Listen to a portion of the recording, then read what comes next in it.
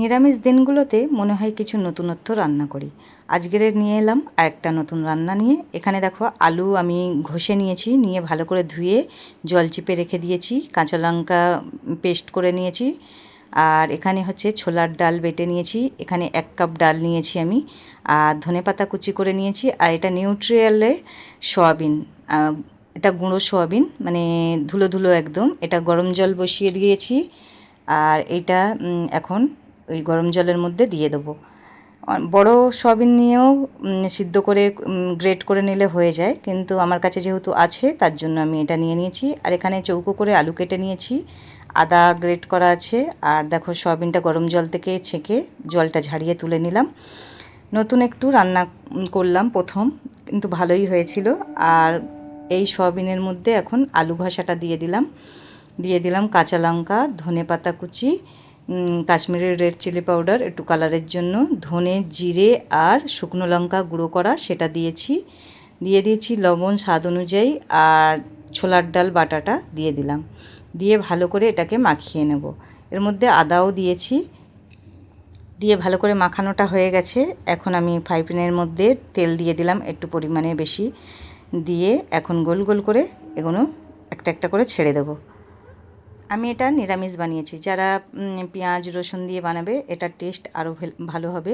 মাখার সময় যদি আদার সাথে একটু রসুনের পেস্ট দেওয়া যেত, এর টেস্টটা আরও ভালো হতো। আমি যেহেতু নিরামিষ বানিয়েছি তার জন্য এইভাবেই বানালাম। আর যারা আদা রসুন পেস্ট দেবে আরও টেস্টটা সুন্দর এসে যাবে।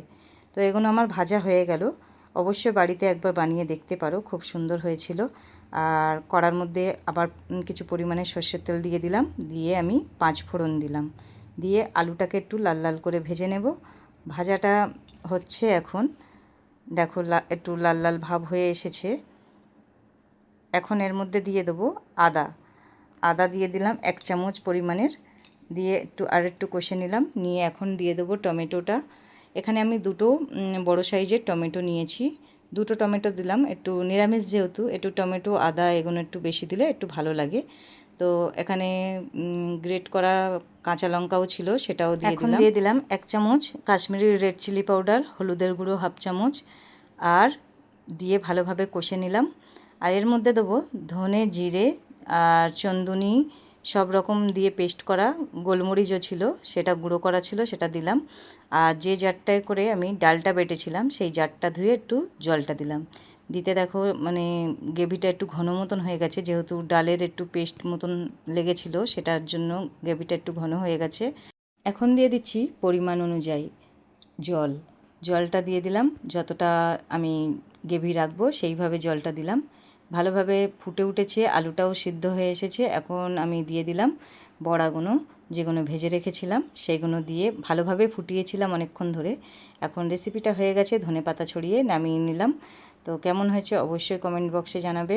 এই নতুন রেসিপিটা খুবই সুন্দর হয়েছিল, প্রথমবার করেছিলাম।